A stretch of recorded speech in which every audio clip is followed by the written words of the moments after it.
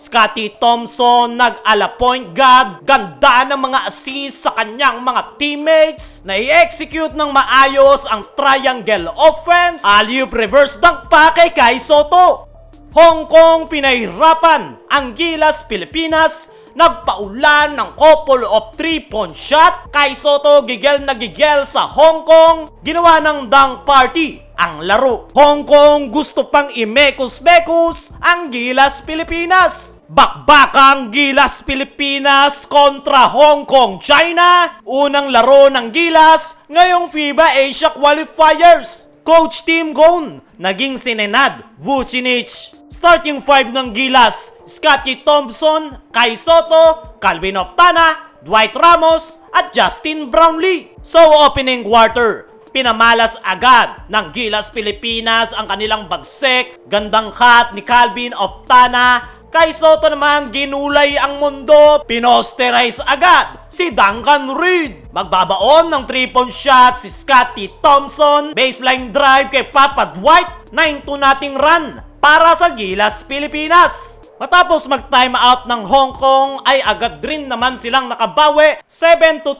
run ang kanilang ipinamalas. Kumonect na rin ng 3-point shot. Pero si Justin Brownlee ang pamatay sunog dahil sa kanyang 3-point shot. Balik sa 7 ang abante ng Gilas Pilipinas. 2-minute mark, nagparamdam na yung SMC boys. 3-point shot ni Malonzo at CJ Perez. Japet naman sa loob ng painted area. Pero bago matapos ang first quarter, nagbaon pa ng 3-point shot yung number 6 ng Hong Kong. Kaya naman natapos yung first quarter 15-23. 8-point lead para sa Gilas Pilipinas. Second quarter, kakaibang Hong Kong ang nagpakita. Sinisimulan na nilang atakihin ang loob ng painted area. May halo pang buenas. Umiinit na rin yung kanilang outside shots. 2 3-point shot agad. Ganun-ganun lang nakalamang na ang Hong Kong. 30-29. Pero agad naman na nakakabawi ang Gilas Pilipinas. Ganda ng cut ni Kevin Gambao. Kai Sotto galit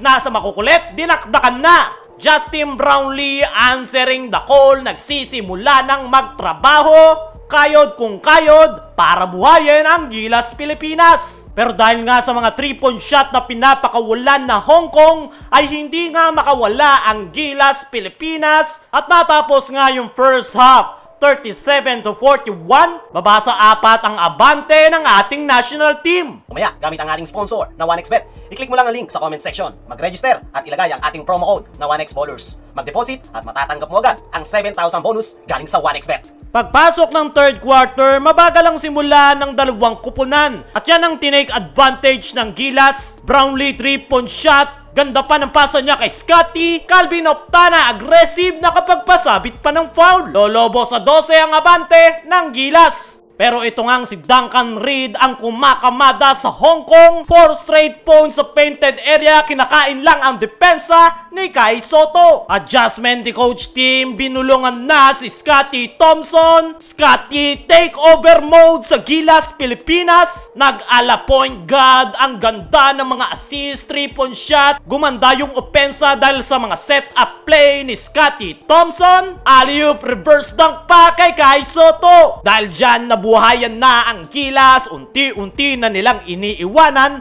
ang Hong Kong. Nagkaroon pa ng aberya sa dulo ng third quarter. Mukhang gumagawa pa ng paraan ng Hong Kong para masira ang momentum ng Gilas. At natapos yung third quarter 46-71, 25-point lead para sa Gilas Pilipinas. Fourth and final quarter, controlling the game na ang ginagawa ng ating national team. Sinubukan pang humabol ng Hong Kong. 8 straight points agad ang kanilang naitala sa mga unang minuto ng fourth quarter. Pero kontrolado na ng Gilas Pilipinas at kinuha na nga nila ang panalo.